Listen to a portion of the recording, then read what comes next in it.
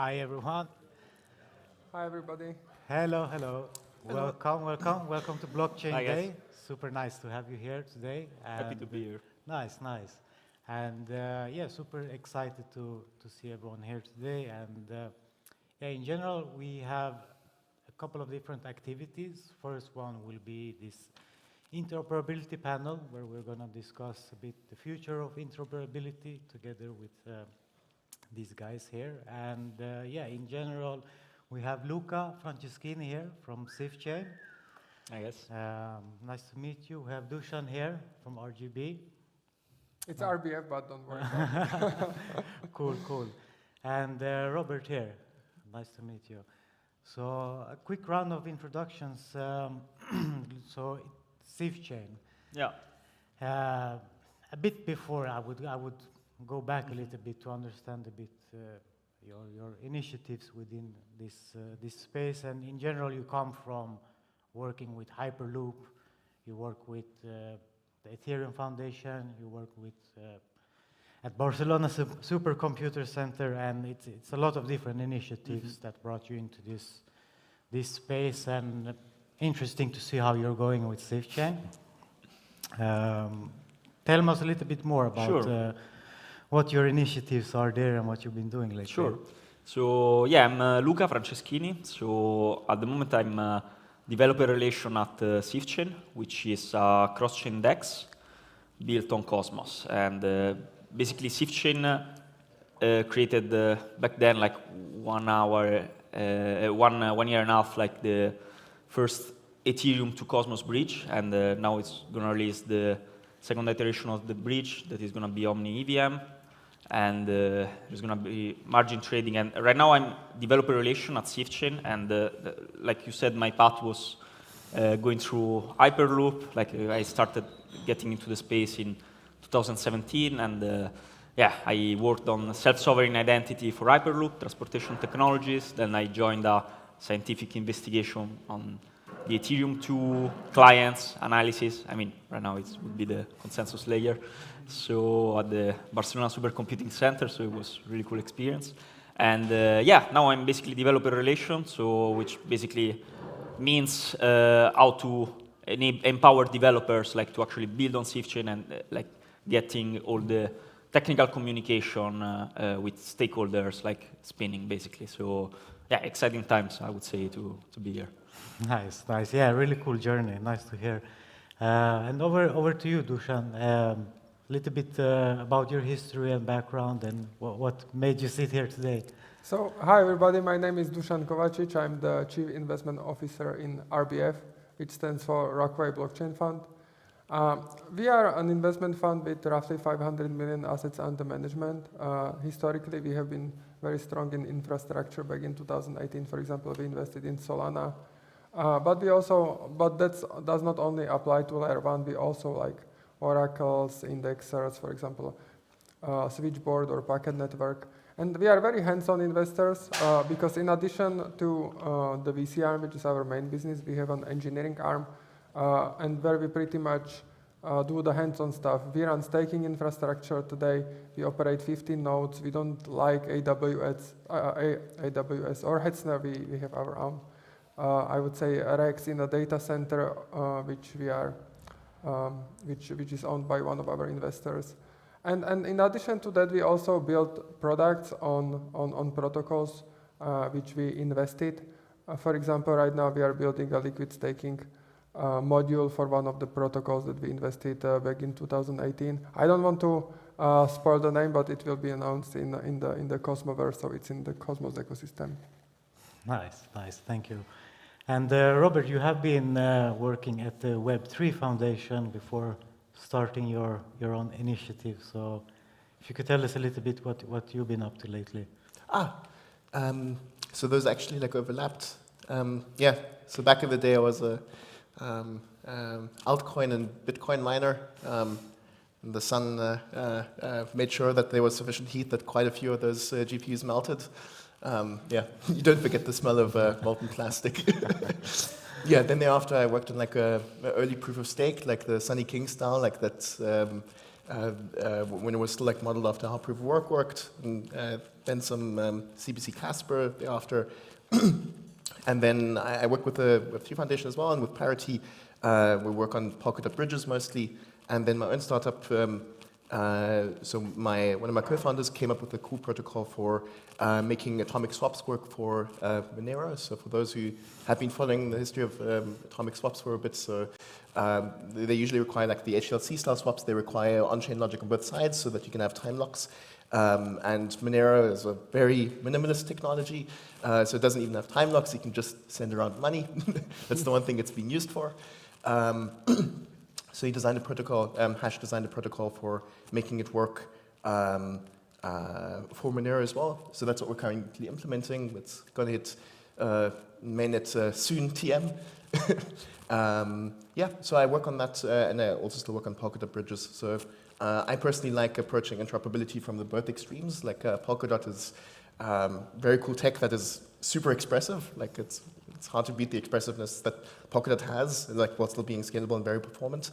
So like the limit to what you can do on there is like your imagination, because the tooling provides everything, just like Ethereum like opened up. Whereas if you look at the land like Bitcoin or Monero, what I otherwise work on, you're very restricted in terms of the tools. Like it's very minimalist. So which can also inspire creativity, because like, you can't do everything. You have to work with very limited tools. If you've played an instrument, you know that's once you cut out like the effect pedals and all the shizners, like sometimes you get much better ideas. Yeah, so that's the broad spectrum of like what I like to work on. No, nice, cool to hear. So now, in general, it's like listening to all of you, what you've been doing, and also what Lisk is doing. I think everybody has a quite of the spectrum of the different solutions within interoperability is growing quite a lot, and everybody has different initiatives. And I think from your perspective, Luca, you're more into like the bridging as a solution for interoperability, and like how do you see that growing, and where are you in the current state in the market, and where do you see it going in the coming future? Yeah. So basically, Sifchin, as I said, like managed to create the first Ethereum to Cosmos bridge, and it was quite cool achievement because it like allows to import and export assets across these two very big ecosystems. And now there's gonna be the second iteration of the bridge that is gonna be omni-EVM compatible. So basically, you're gonna be able to import and export assets across all EVM chains and the Cosmos, and you can also actually build binaries like to connect with other chains like Cardano, Solana, and so it's quite a lot of stuff going on there, like from also like engineering perspective, like there is a lot of work going on, and yeah, I would say like this wall bridges efforts, like it's are really interesting to see, right? Because then you see different actors within the crypto industry, like creating their own solution, and there are different approaches, and at the same time, it's like everybody needs at the end to deal with the same kind of problems, right? Like that is, you know, what's the equilibrium across, you know, security, decentralization, fungibility, and so it's really cool, like vertical to be in, I would say. So yeah, and in general, like just to give a context on why, for example, Sifchin is interested in pushing towards this full Web 3.0 vision and interoperability, is that Sifchin is a DEX, right? So basically, like the more you manage to connect with different ecosystems and chains, then the more like you can attract liquidity to the DEX, and then once you create some crypto economic features like margin trading, that for example is gonna be released extremely soon, then like you allow people to basically, manage their liquidity in a decentralized way, like without counterparties, and so like the mix of all these features is actually something that is really interesting to see it happening, right? So yeah, oh, it's super cool, and I think brings a little bit wondering what you think about that solution when it comes to bridges within DEXs. I'm always looking on the bridge market from the investor perspective. And right now the market is, I would say, kind of like scattered and all over the place. There are probably 20, maybe 30 different bridges with various trade-offs. And the challenge I see, like not many people actually understand the trade-offs. Like somewhere there on certain bridges you have a multi-sig that can withdraw the funds that are in the bridge, or you have some kind of like upgradability pattern implemented in the bridge, which, for example, in a Nomad case resulted in a really like hack of the protocol, and all the TVL from the bridge was lost. I'm sure you guys saw this on Twitter, and it was really unfortunate because if you look at the Nomad devs, I mean, they are rockstar devs, yeah. I mean, James was working at Cello before, and I have been following his work for many years. And what it actually shows us is actually that it's really difficult to do a secure bridge. The question is, so what can we do about it? And I think it's really, and I don't think there is any shortcut, but I think like eventually the market has to somehow, I would say, come together and maybe like there will be maybe like 1, 2, or 3 winning solutions that will take majority of the market share. Right now it's like I would say all over the place, and we are also seeing like the new layer on top of bridges, which is like bridge aggregators, yeah, which is another like interesting area to look at, for example, and they are good bridge aggregators, yeah. For example, for user, like there is no reason to use a bridge directly. You just want to bridge from asset A or from chain 1 to chain 2, and you want the best route and the best execution. For example, you can use Finance. That's probably one of the best I saw. But I think like right now, as from the investor perspective, it really feels like I don't think there is like it really feels like we should be looking for the most future-proof designs and for the best teams that can execute on not also on the like fast delivery, but also on like having the security consideration in mind. Because I mean, if you have a bridge hacked, your project is pretty much dead, and you can see it on the Nomad case, for example. The Nomad TVL is pretty much zero, where it was like 300 million 2 months ago. Yeah, I think it's these initiatives are.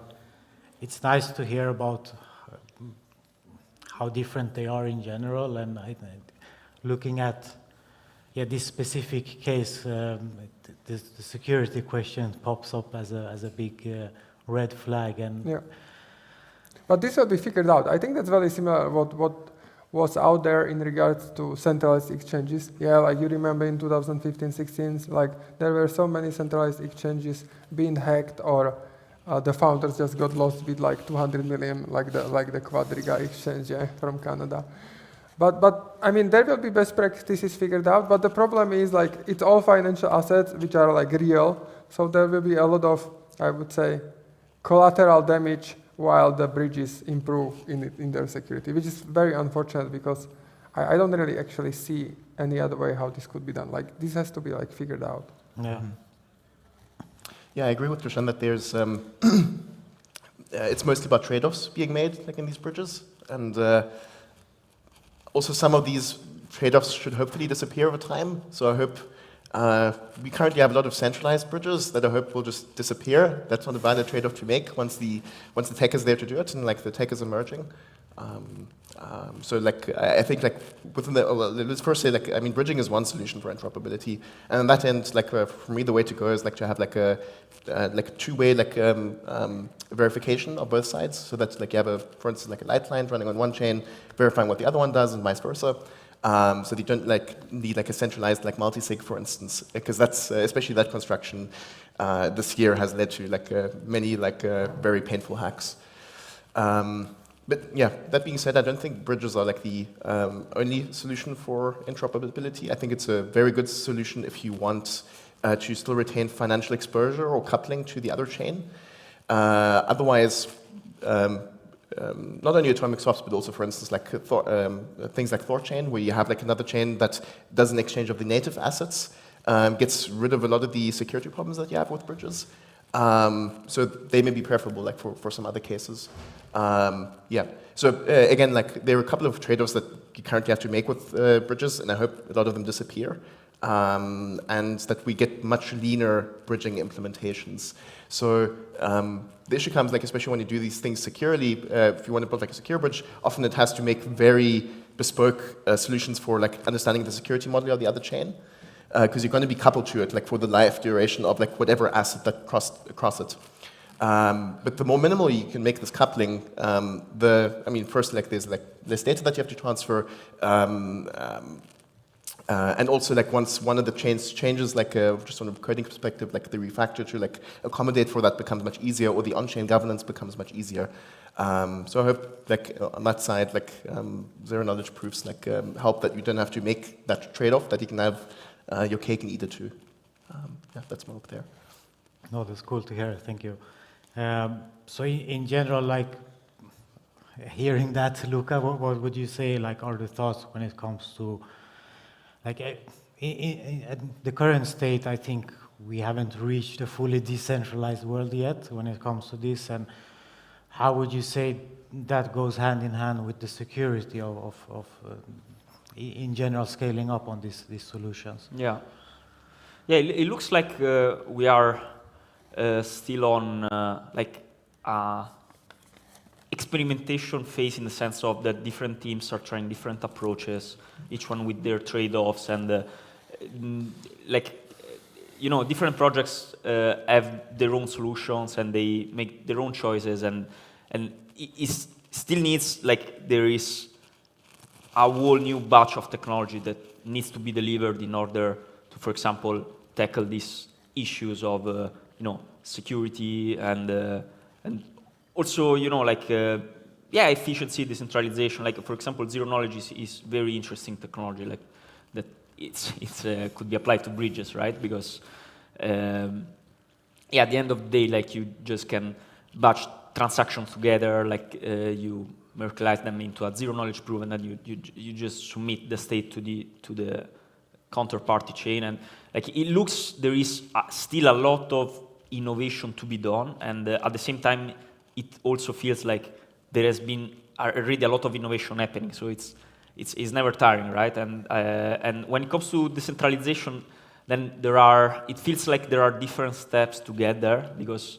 like from one side there is all this engineering effort on actually making sure that your chain is like the state of the chain you're in is actually completely coherent with the states of all other chains, and then like you find yourself facing with issues that are like, for example, token fungibility. That is, with all this scattered ecosystem of bridges, is like, okay, how can I make sure that, for example, the token that this bridge import into this chain is exactly the same as this other token that gets imported by this other bridge, and they are the same token, right? But just because they are imported from two different bridges, then the tokens are not fungible.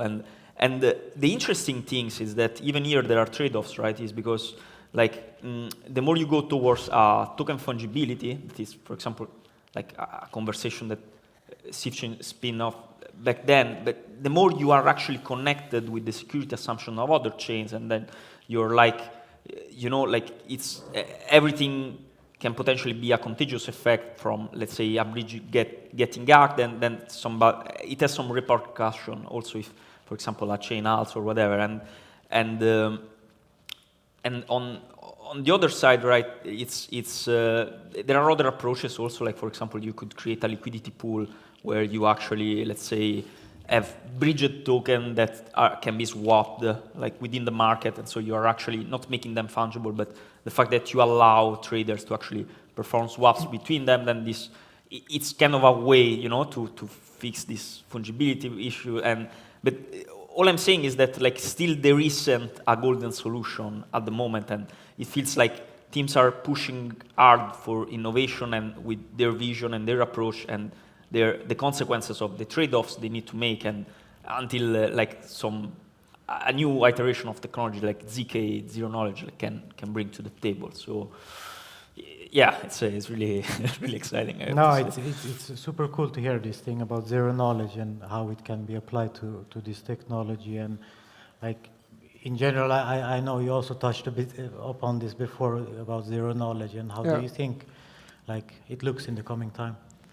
I think we are seeing the first solutions, like for example, ZK Cross or ZK Link are doing, but the way how the future seems is like it will not be like with the introduction of zero knowledge virtual machines, we will not only have like one-to-one bridges or one-to-one bridges, but we will have roll-ups that will settle on multiple chains that will be inherently bridging, yeah, because you could like from the roll-up you could program asset on one chain and also on the other chain, which could be like one of the solutions for the bridges.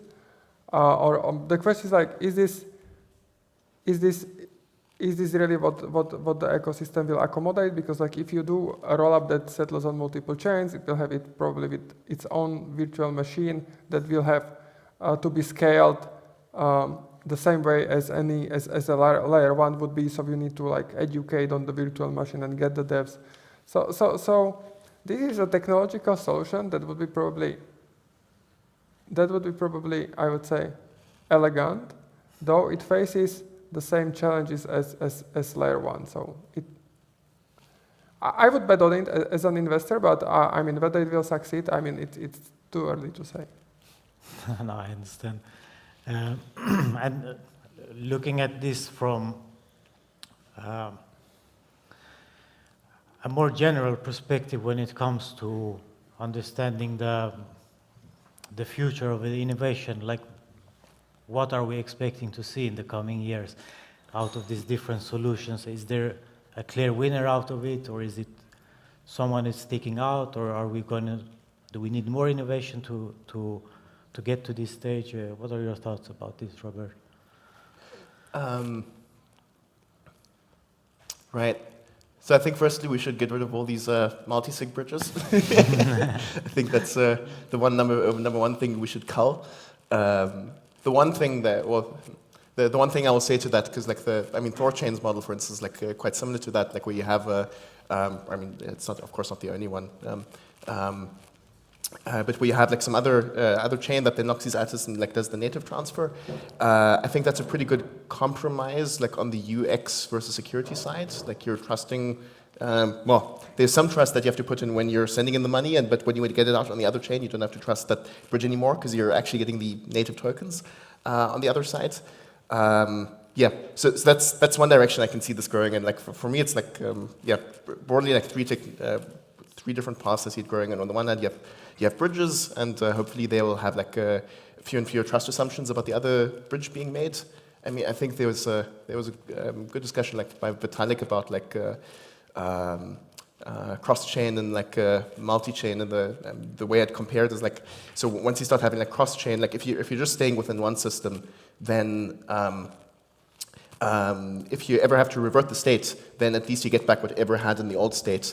So I think what I would compare that to is if you buy a house or something, and then it turns out that this that whoever sold you that house didn't actually own it, then you lose that, but you don't get that original money back. No. Whereas the comparison like would be if you have like everything in the one system, like within the same system, then it would be the same as like it turns out that this house you didn't actually get, but you also get the money back. So that's one of the problems that you have like with cross-chain, that like the state can get decoupled there. And I think there, as far as you can, it's better to like be trading like the native assets across.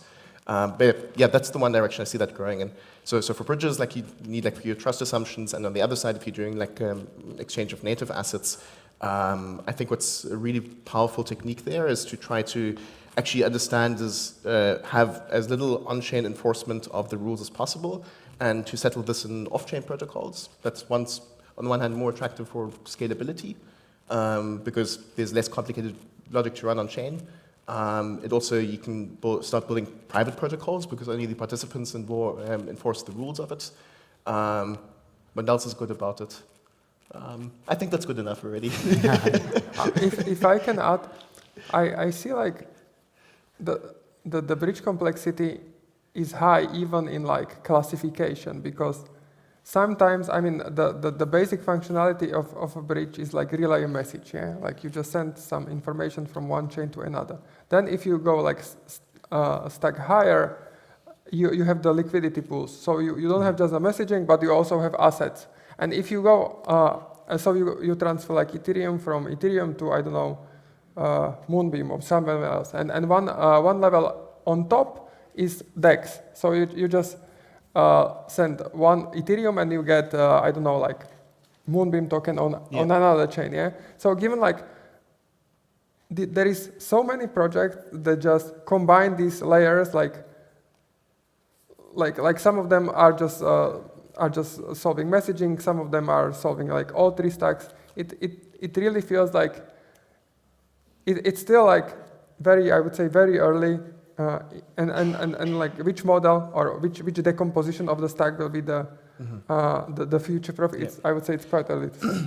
And, I mean, I think that touches on what Luca was mentioning earlier with like fungibility, because you start having this this path invariance. I mean, if you take a rock and drop it on your head, it doesn't matter where the rock was before it was over your head. The only thing that matters is the distance. Like that's how potential energy works, and that's the same way that like if you end up with some token, it shouldn't matter which path it took. It shouldn't be tainted by that. On the one hand, of course, there's the fungibility question, like in terms of tainted tokens in the legal sense, but like here, like quite more concretely, or more importantly, like the security assumptions that you make with every hop that you do to get a token to some other place and some wrapped representation. If that's some and it's even dangerous. If you put it into like curve-like pool, like you have like I don't know, like Axelar ETH with the Nomad ETH, and then the pool, and one of them gets hacked. I mean, the curve pools get drained, so you pretty much, if you are the LP in the pool, exactly. It's even like, I would say that the risk is multiplied. You take the risk of both bridges, which may have like a really, like, I would say, chain effect. And you continue to in future be bound by that. It's not just whether that asset exists when you buy it, if it's actually fully backed, but somebody else could drain that liquidity in the future, and you could end up with it only being partially backed.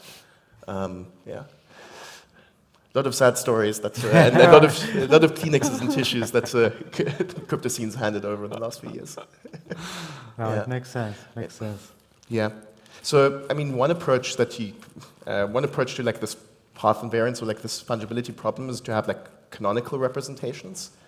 So if you settle on standards, that for me is like the cop-out route for us like solving this. That it doesn't matter if there's only one path to take somewhere.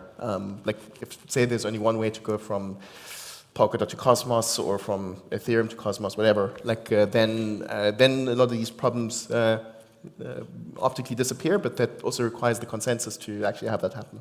But there will never be like one bridge here. Like, no. Like everyone.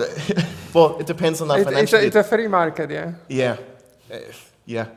But I mean that comes to a good point on the monetization of bridges, because like one may think like a bridge monetization is like similar than DEX monetization, that you can take, for example, like basis points based on each bridging asset. But I don't think honestly this is long-term sustainable, because I mean on trading there is always the competition of, for example, like centralized exchanges. If you just want to bridge the asset, you just can send it to Binance and withdraw from Binance, and you pay like, I don't know, like $20 fee. If you are doing it on $1 million and there is a basis point fee, I mean, you just go through the centralized exchange all the time.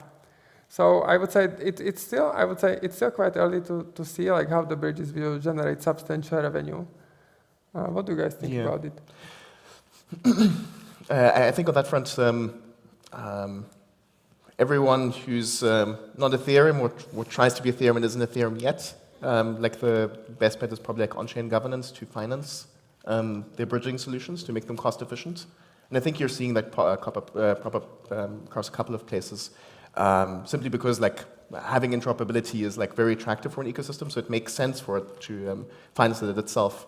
Unless you're the incumbent player, then you don't actually want the interoperability. Then you want your like separated silo, and everyone else can play in their own yard.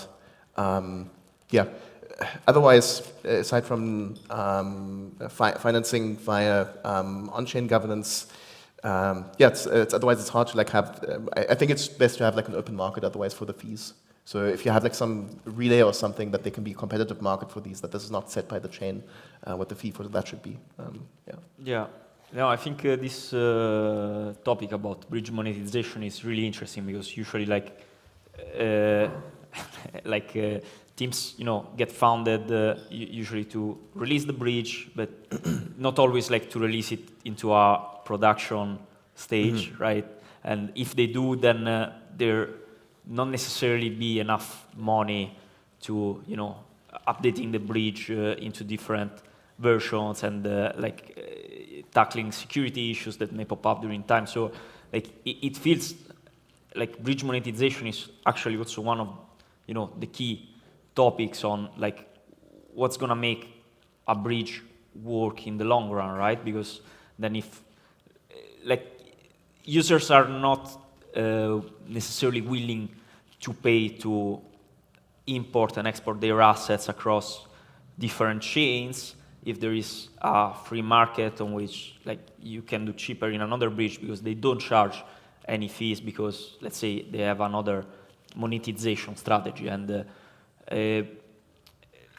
when it comes to SIF chain, I would say like the bridge monetization is quite clear in the sense that it relies on being a DEX. So like the bridge is mostly a channel to gather all this liquidity, like from the crypto space. And then like, but like it's also you need to like provide the unique value in the DEX in order to get traders to actually use the DEX compared to, let's say, for example, a centralized exchange. And then like in this case, for example, like there's going to be a release of margin trading within the DEX. So like users are able to borrow assets from liquidity pools and, for example, long and assets. And this it's a monetization strategy still. And but like I think it's really interesting topics because it's like having a solid monetization of the bridge. Then is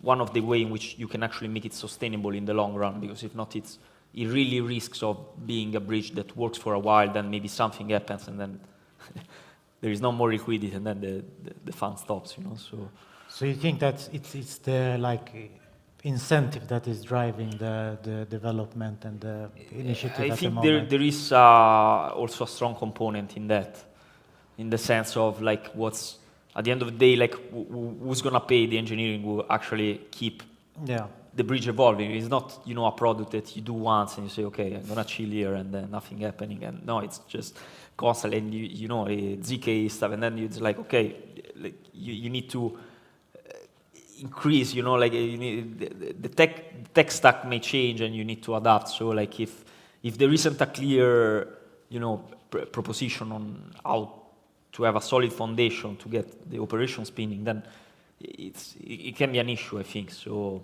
yeah, it's. And do you think that came a bit like in prior to having the technology ready, or is it needed to have this incentive to make sure it gets pushed forward? On this, I'm not sure, to be honest, because it really depends on specific cases. And but for sure, like the engineering know-how on and the whole architecture on how is taught like from hand to end, then it's an essential piece, because then like you kind of get compromised to the architecture you choose, right? Then I mean, of course, you can always reinvent the wheel, but like it's. But in my view, it's like anybody who starts building a bridge, like ultimately the bridge has to make money. Yeah, it's like any other like product. It's a product that if the product doesn't make money, it's not sustainable to be developed in the long run. And here it's pretty much in context, for example, like a generalized bridges, you have the validators or you have the relayers, and they need to be paid, and they will not be paid from the inflation forever, because it's just diluting from the owners. Yes, so somebody has to pay for it, and Keynesian economics would think differently. Keynesian economics. Right now, I mean, I think like if you look at the yield farming and you are assessing traction of the bridge based on the TVO that is like subsidized, like very much noise, I would say. It's there to generate hype. The key is to look at, I would say, underneath and try to understand like how does the long-term sustainable economics of the bridge look like. Of course, the fees will converge to zero, so there will have to be one way or another how the bridge have to be monetized. But I don't think like anybody has cracked this problem yet. Like it's really hard, because you see like, and like there are so many bridges, and people who are on the buy side, they always choose the cheapest bridge. So then what we are actually seeing is that the bridges are paying the wallets to get through the traffic through them rather than to the cheapest solution. Yeah. Which is another, I would say, expense of the bridge that needs to be done. So then the question is like, who is going to pay? Because like the fees, there is a high pressure on fees already now, and the revenue is not coming. So I think Yeah. something has to be figured out. Yeah. I think in the long run, I mean, the goal would be that like cross-chain operations, like the fees that you have with that, of course, you probably won't. Well, if you're using bridges, I'll just mention, I'll be the grumpy uncle again. She mentions that bridges aren't the only solution for like interoperability, but like in the bridge case, like the best case would be that like your cross-chain like transactions cost as much as your on-chain transactions. And the only way to like get there is to have the on-chain footprint, that's like this extra baggage that going cross-chain, like this logical enforcement, this validation that you have to do for the other side. The on-chain footprint for that has to shrink. That's why I mentioned before, like zero-knowledge proofs, for instance, that you just like if the verification is cheap, then you can do these things securely and still be cheap. That's the one place where currently, unfortunately, my favorite group, the centralized multi-sig bridges, that's where they win. That's where they win because, like, for them, then it's a transaction on like chain A, like you just pay that transaction fee.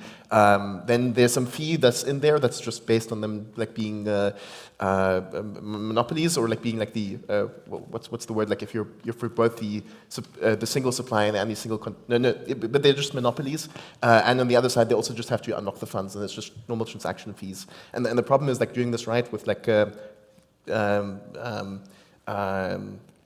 bidirectional verification is just expensive if you have to run like a light client or like a full one. So I just, yeah, my hope there is just that we just find like zero-knowledge solutions for that. Or we don't bridge it all and we do interoperability peer-to-peer. That's cool.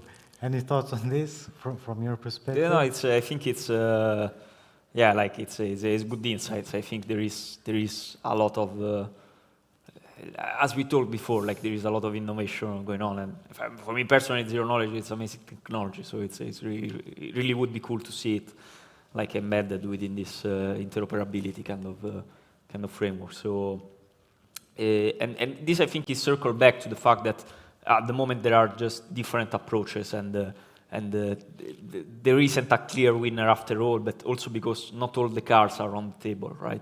Yeah. Like it's like, I don't know, Texas Hold'em, and you just have 3 cards, but who knows now what's the next card, and so that's... Yeah, and I think that's the interesting part to see, like we're just getting into the space of understanding that everything needs to work together to grow, and I think now we're starting to see the different initiatives of coming from the interoperability and the solution. different trade-offs that projects need to make, and this is the most interesting thing, because then you really learn as you go. You know, you learn from your mistakes, you learn from mistakes of others, and you learn from this collective knowledge that gets developed by doing stuff and not by necessarily following an industry standard. I mean, of course, like there is maybe some practices that you reference to, but we are nowhere near to a full standardization. You know, like now IBC aims at standardizing, cross-chain messaging, but still, like it's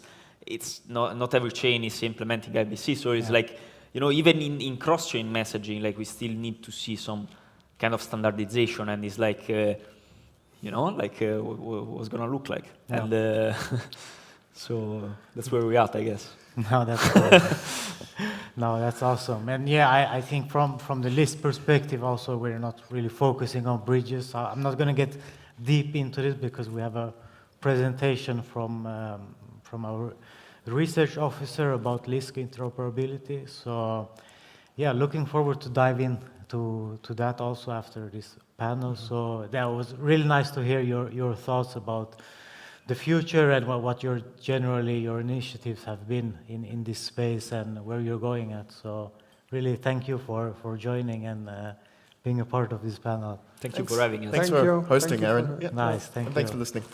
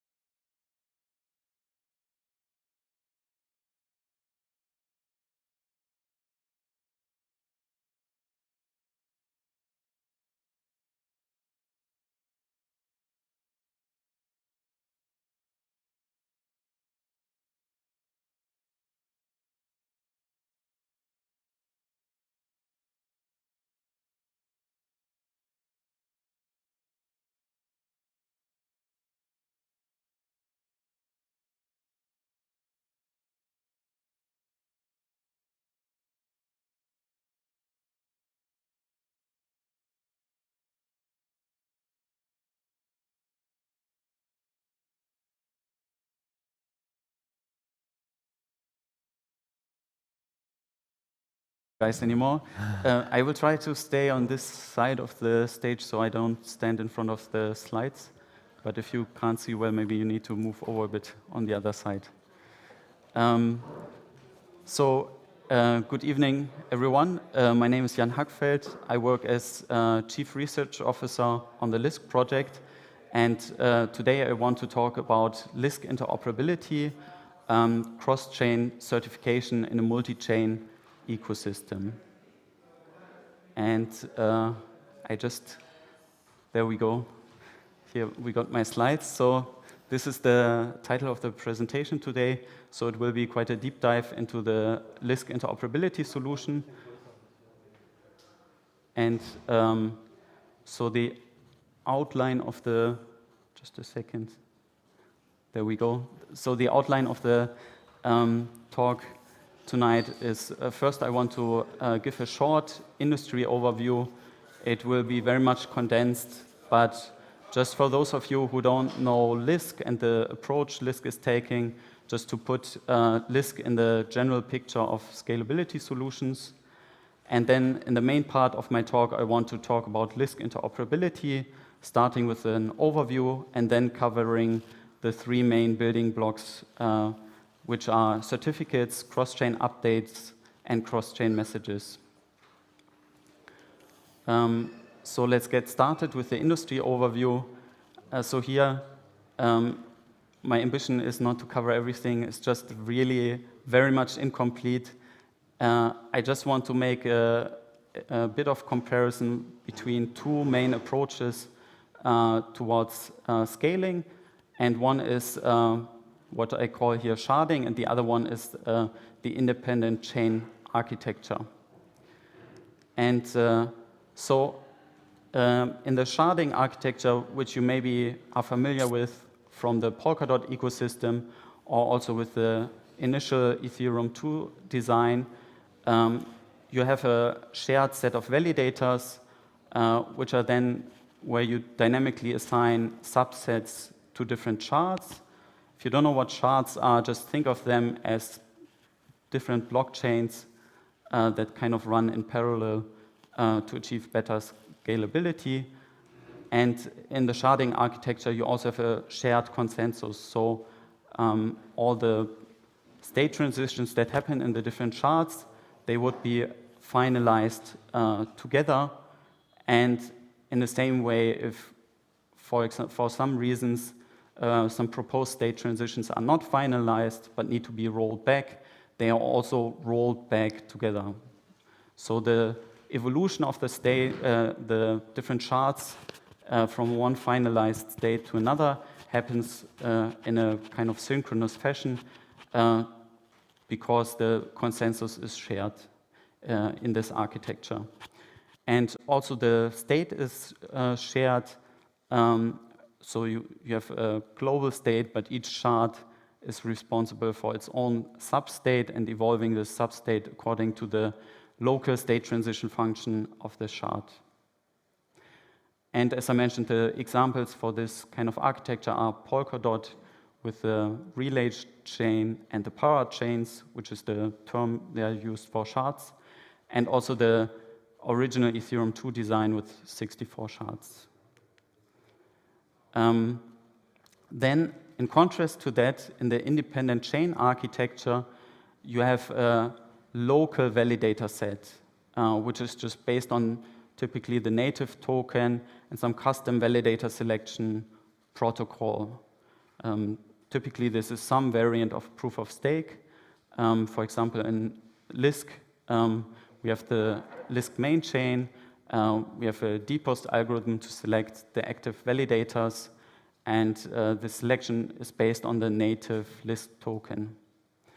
And also, in the case of Lisk, the consensus is local. So there will be different chains which all have their own consensus protocol to finalize blocks, and finality on different chains is very much independent.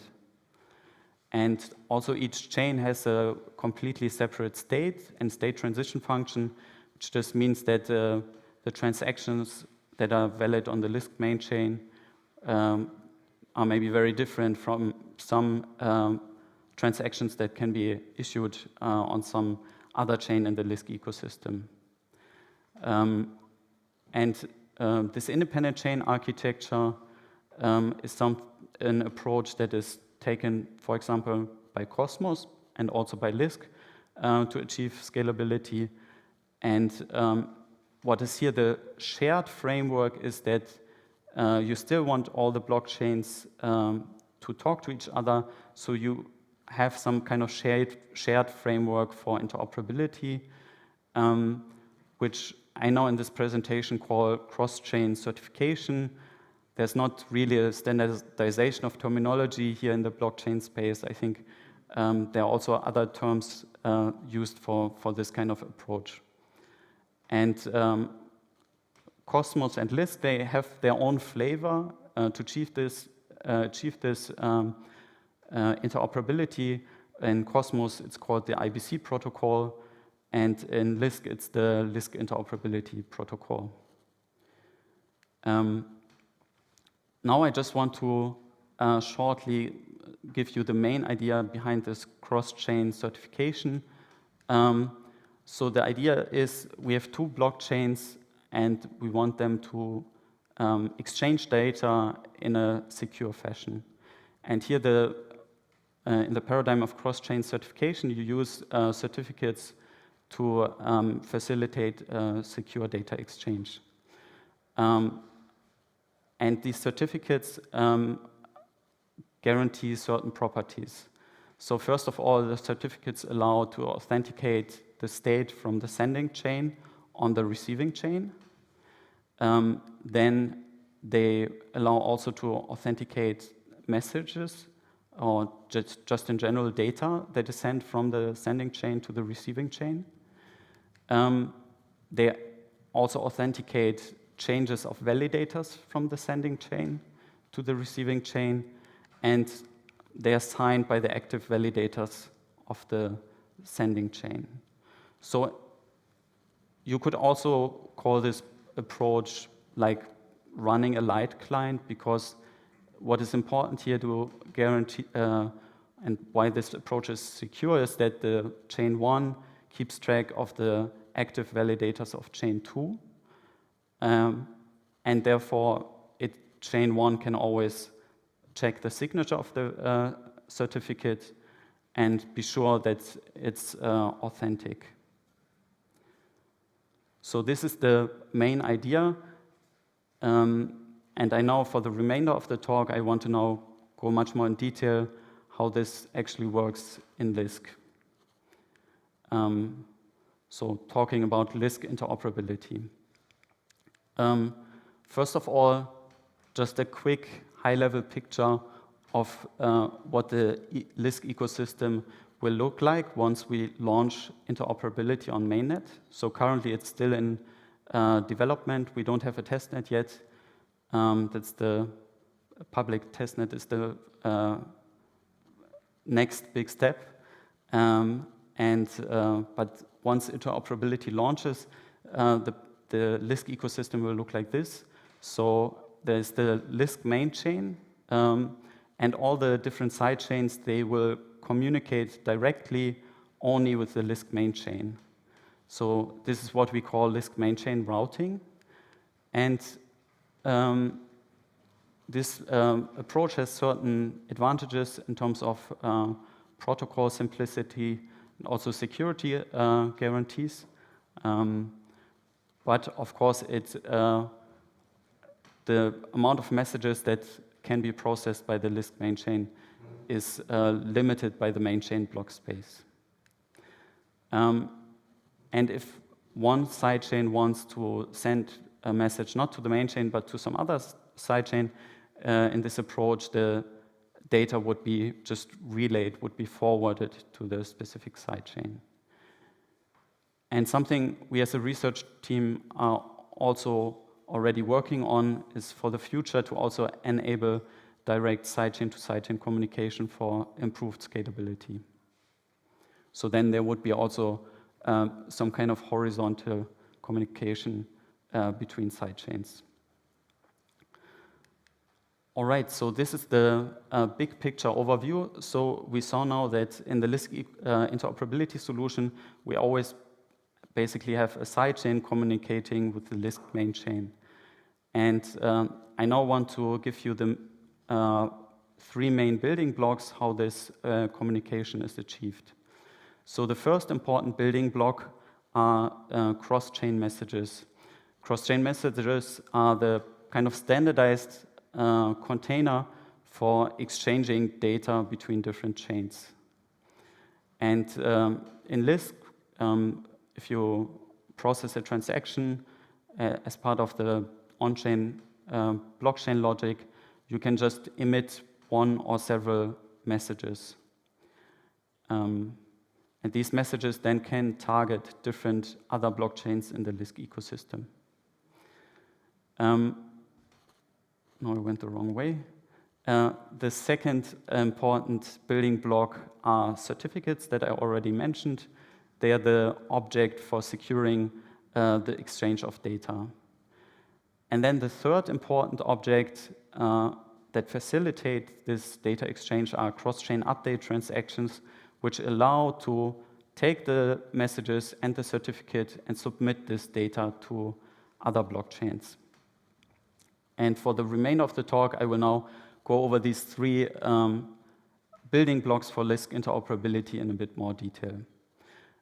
What is important to mention here at this point is that you can view Lisk interoperability as a transport layer for data exchange between different blockchains. So it's all about data being emitted by one blockchain and being transported to the receiving blockchain, but Lisk interoperability doesn't define what do you actually do with this data. So this is not part of the transport layer. This is up to the blockchain logic, it's up to the application layer. So if you, for example, do a token transfer, Lisk interoperability will just forward the data about the transfer, and then the token transfer logic on the receiving blockchain would do the corresponding application layer logic to achieve this token transfer. All right, so let's start here with the building block certificates. So certificates in Lisk look as follows. You have a bunch of different properties, and I now want to go over each of these properties and give you a bit of an idea what they are used for. So first of all, a certificate is always generated from a block. That's why you always have a corresponding block ID in the certificate. And here the important thing is that you only want to generate certificates for finalized blocks, because you want to be sure that if you transmit some data to another blockchain, that the transactions that emitted this data, they will not be reverted, so that everything is finalized and the receiving chain can rely on that this data was actually emitted by the sending chain. And that's why also you always will only refer here to finalized blocks as part of this certificate property. Then you also have the current height and timestamp. This is important for validating certificates, but I don't want to go into detail here. For example, height is important because it allows you to order certificates sequentially according to the height. Timestamp shows you how old a certificate is, for example. Then the 2 most interesting properties are the state root, because the state root will tell you about the state of the chain that generated this certificate, and it also authenticates the messages that are emitted by that chain. And we will look more in detail how this authentication actually works. So you will see a bunch of Merkle trees coming up there. Then the other important property is the validators hash.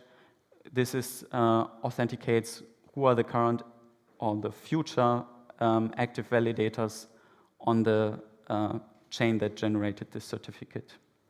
And at the end, we also have a BLS signature. So for certificates, we use this nice signature scheme, which allows to aggregate many signatures into one compact signature, so that the whole object is just very small and space efficient.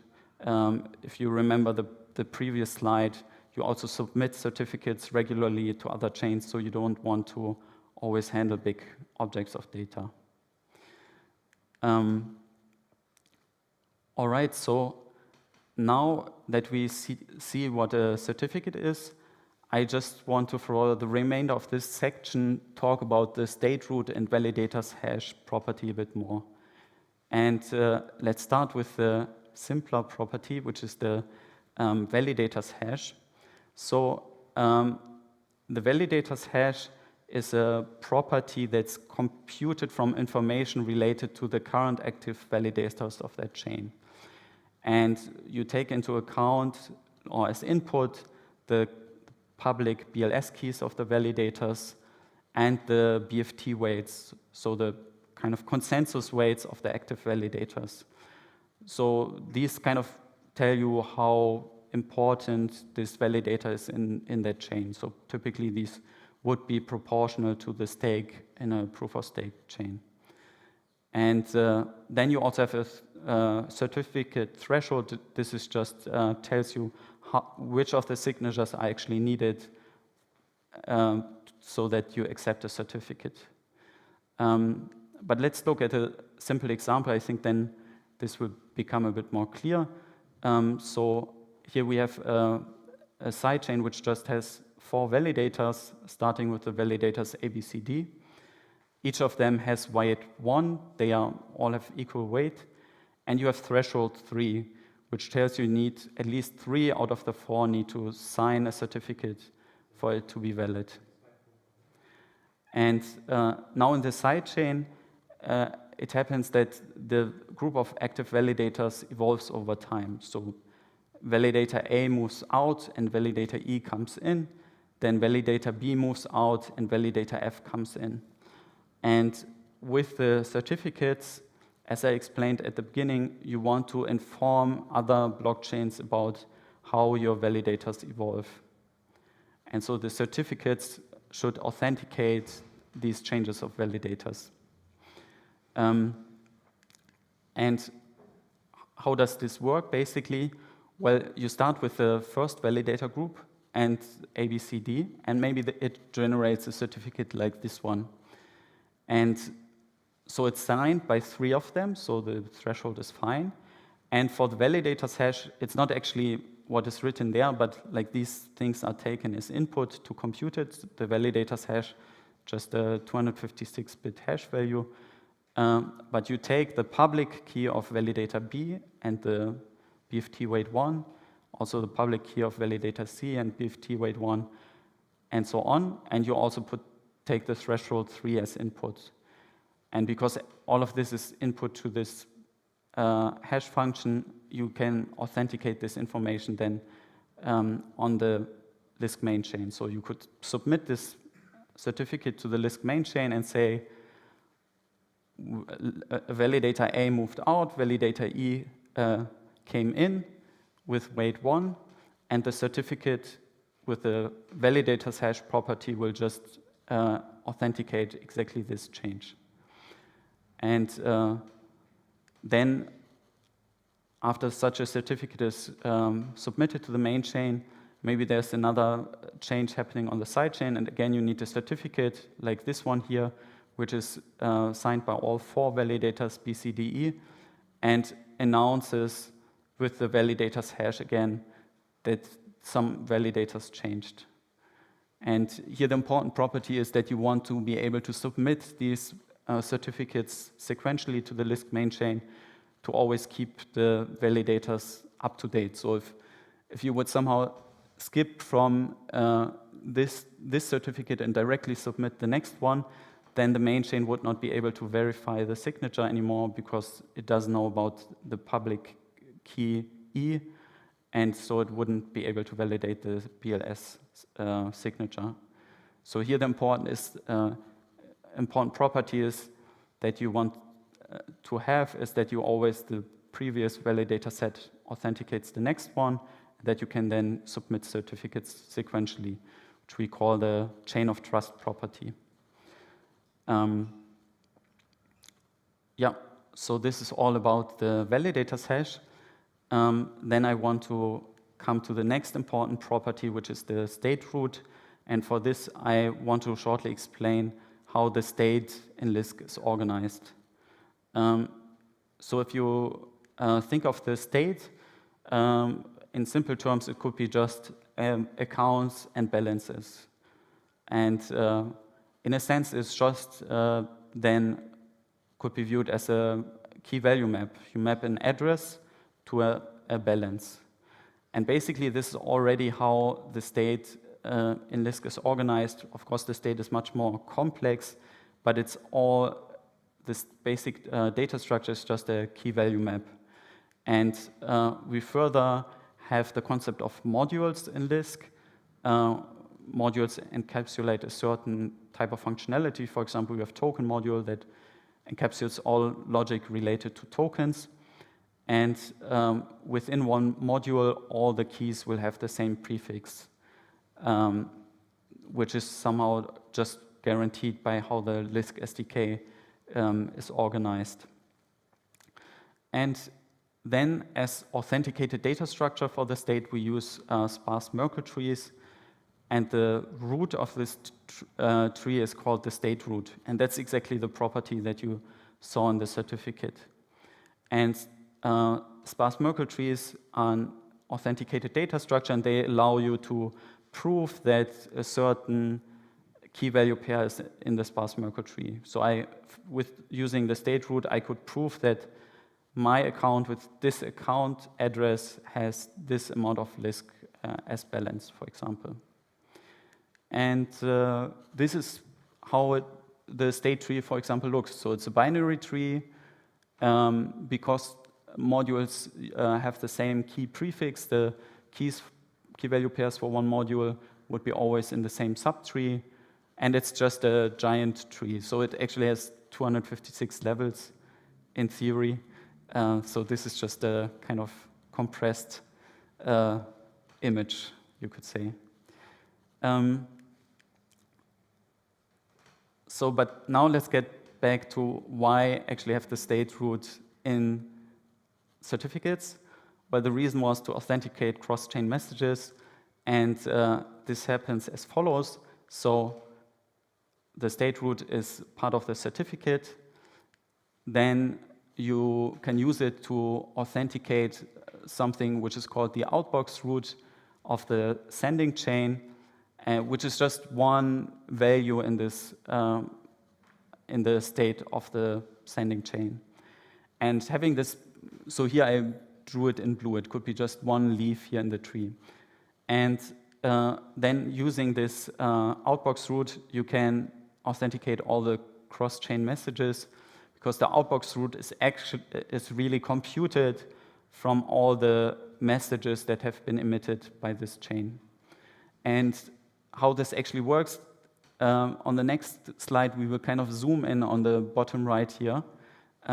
So we have the outbox root, and below it we have all the cross-chain messages that are emitted so far. This is now not a sparse Merkle tree, but a regular Merkle tree, but just as a side note. And you also only append messages here, like every time a new message is emitted. So on the sending chain, what you will do, every time a message is sent, you will add it to this Merkle tree, and then the outbox root is updated. And then on the receiving chain, what you do is, for this outbox, for all the messages that were sent, you have a corresponding inbox for all the messages that you receive. And you would kind of want that, if all the messages from the left here are sent, then the outbox and inbox should be the same. In particular, the outbox and inbox root are the same. And so what you do in the receiving chain is you will also add the new message to your inbox, and then you will check if the inbox root that you compute is actually what was authenticated as outbox root via the certificate. So that's kind of the Merkle tree magic, how the certificate authenticates cross-chain messages. Then moving on, now this was the most complicated part. Now it gets a bit easier again. Let's talk about the second building block, cross-chain messages. So to summarize again, we already saw this picture, and we saw that cross-chain messages allow to submit certificates, then new cross-chain messages with all these proofs that we just saw, and changes of validators, more concretely, new BLS keys, BFT weights, certificate threshold. And what is nice here is that anyone can submit this cross-chain update because we have this certificate which will ensure that all the information cannot be maliciously modified. So this makes it open for anyone to submit the cross-chain message. And so anyone can assume this role as relayer, and it also makes leaves an open market for relaying information between different chains in the Lisk ecosystem. I now want to just go a bit more in detail how this cross-chain update actually looks like and how the validation execution happens. But from what we already covered so far, you will see again many things related to certificates. So there's not too much new stuff. So this is how a cross-chain update looks like. So it basically has these 5 properties. So you always have a sending chain because, for example, the Lisk main chain gets cross-chain updates from many different side chains. And the sending chain ID is just an identifier to know from which chain does this cross-chain update now come from. We have a certificate. Then we have this validators update, so new BLS keys and BFT weights. We get the new certificate threshold and an inbox update, which is new messages with proofs. And so how does the validation work? So how do we validate to guarantee that nothing can be maliciously modified and so that anyone can submit this transaction? So first of all, we look at the certificate and validate its BLS signature. And this we can do because we know the current validators of the other chain. Then we validate the validators update, so the new BLS keys and BFT weights, and check if they result in the validators hash property of the certificate. And then we need to also check if the messages and proofs yield the state root. And those are already basically the checks that we have to do. And now, once the validation has happened, we can actually process the cross-chain update. And so what we do is we store now the new validators of the side chain. So if it's a cross-chain update to the main chain, in the other direction would be the new validators of the main chain. So we store the updated validators and threshold. We store also the last submitted certificate. This is just important to keep track of what has been already submitted to ensure that you don't submit this same certificate twice.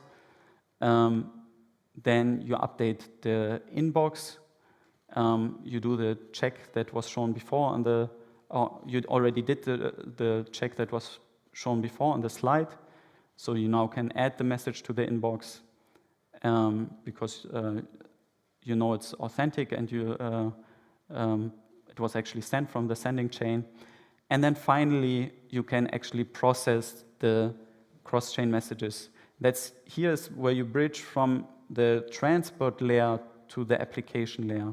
So this is where the interoperability module, which facilitates the data transfer, will now call the specific state machine logic, state machine hooks, and which then executes certain logic.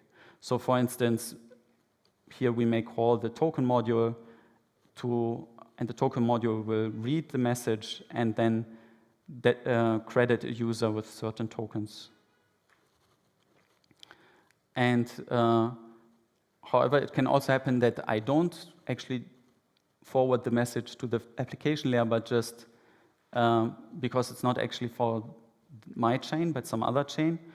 And this is actually what happens on the main chain. So the main chain also receives messages that are targeting other side chains, so then it just forwards it.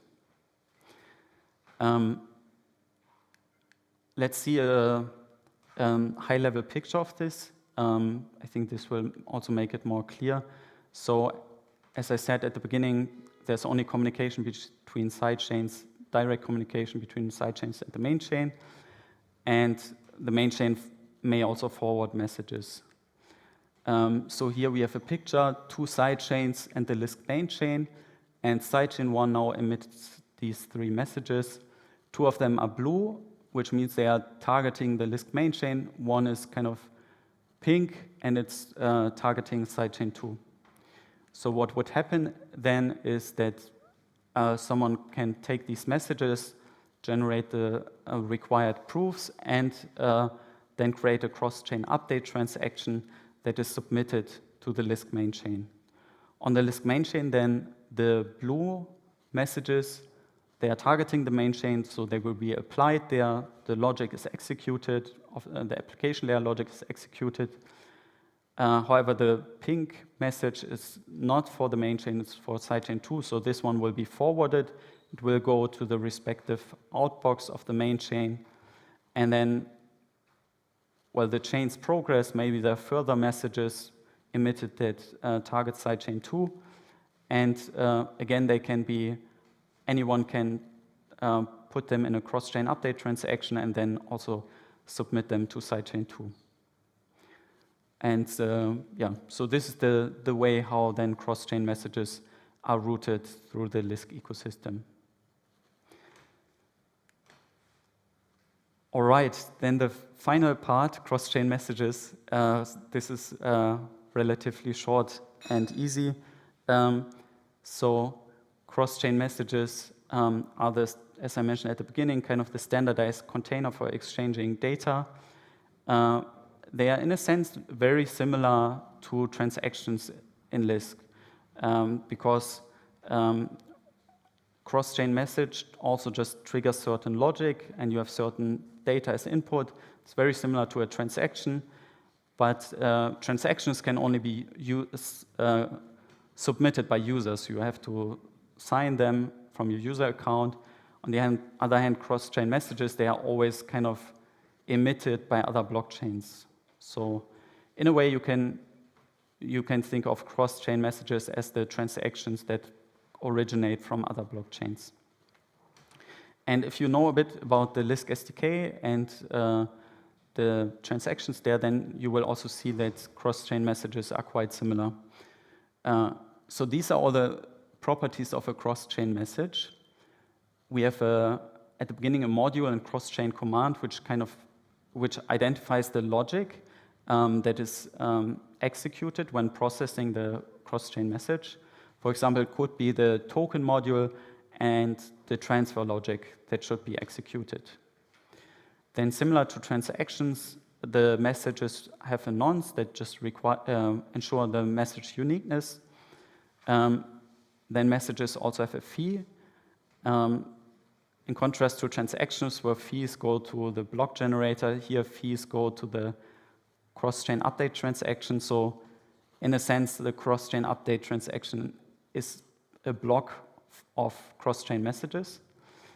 Then we have a sending and receiving chain, just so that you always know where a message comes from and where it should be delivered.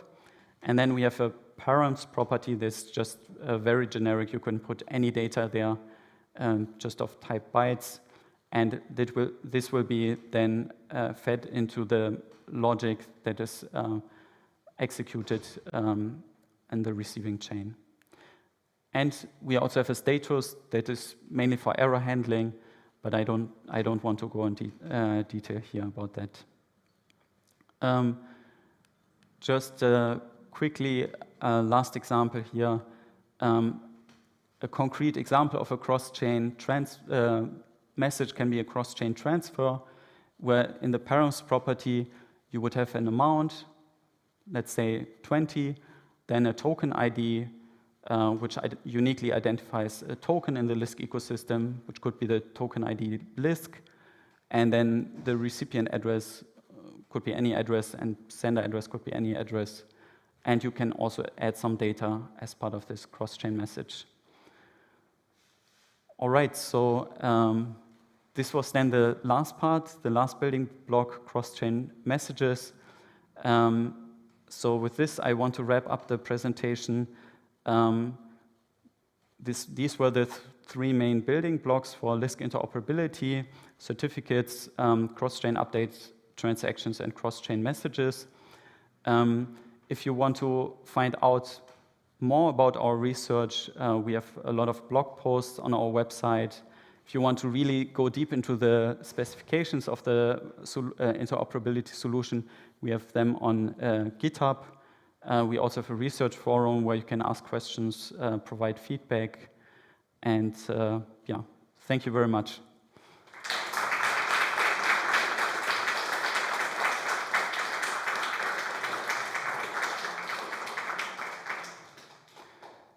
And yeah, now there would also be time for a few questions. I think we also have a microphone somewhere.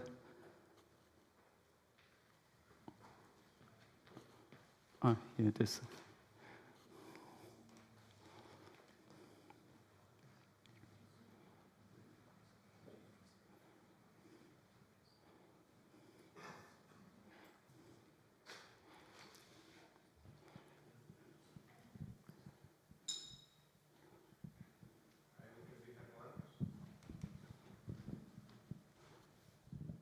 Thank you for the presentation. Maybe could you tell us more about, let's say, comparison to other interoperability solutions?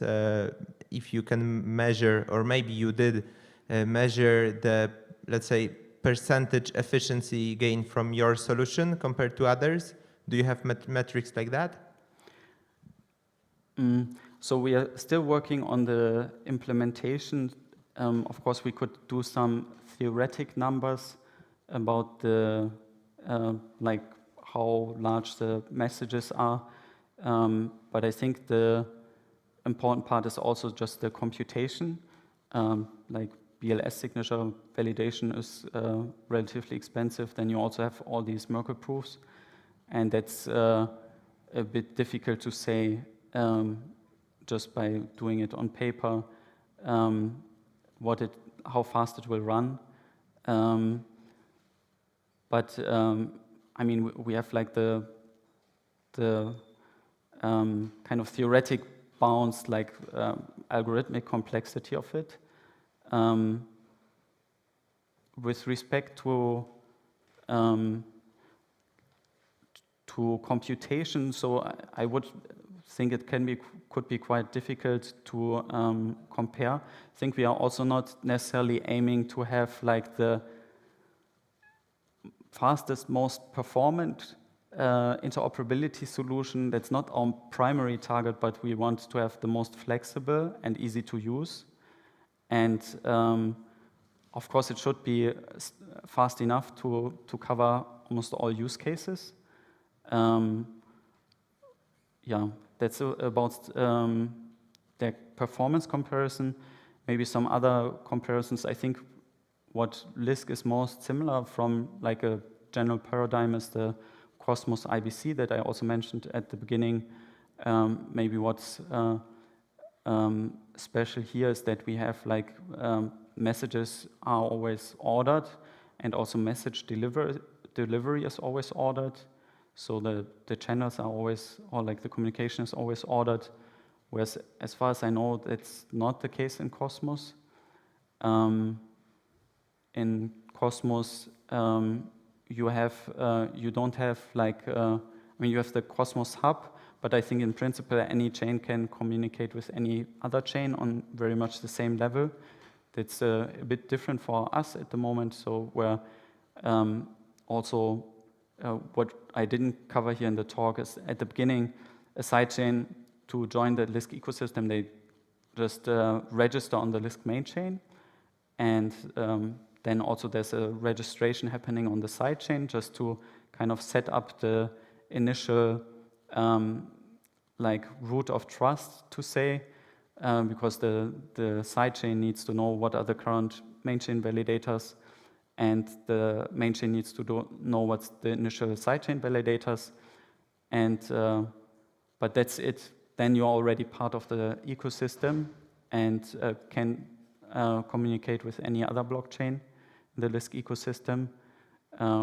Whereas I think in Cosmos the approach is more chain to chain, and you would need to have an IBC connection maintained live with several different chains. Those would be a few differences between like Cosmos and Lisk, where in general I think like the direction they are taking is relatively similar. With like the sharding approach, that's quite fundamentally different, just because you have this shared consensus, shared validators, and shared state, which has implications on how much you can do or like customize, for example, your blockchain. Okay, thank you.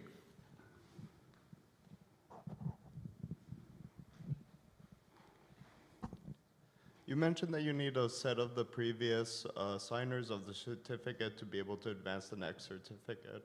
What stops a malicious actor wanting to, say, extract MEV from one sidechain from refusing to sign, and that becomes economic theory, halt the chain for a while, get the prices out of sync, and then signing and extracting the hell out of MEV?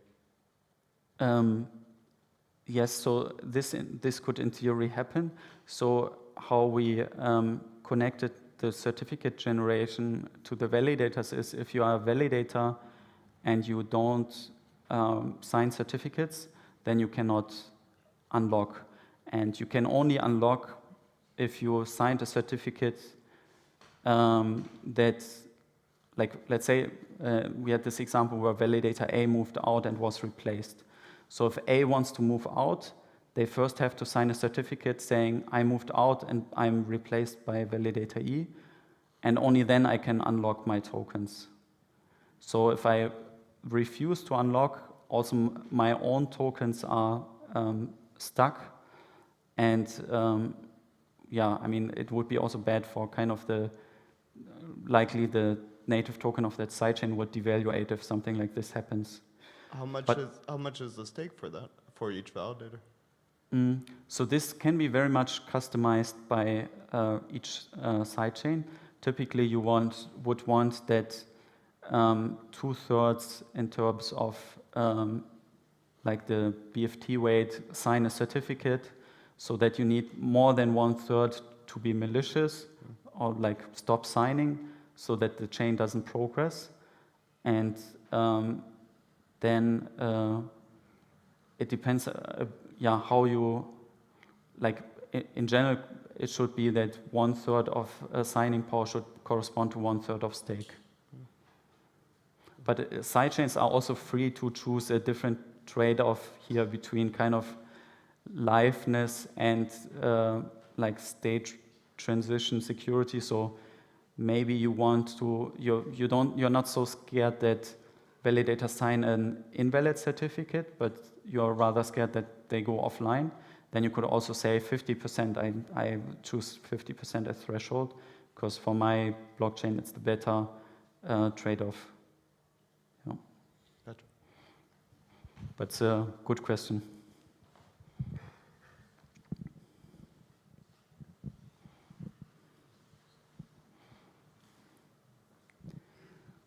All right. So I think that's it in terms of questions. Then, yeah, thank you very much again. And also feel free to approach me if you just want to chat and have further questions. Yeah. Have a good evening then, everyone.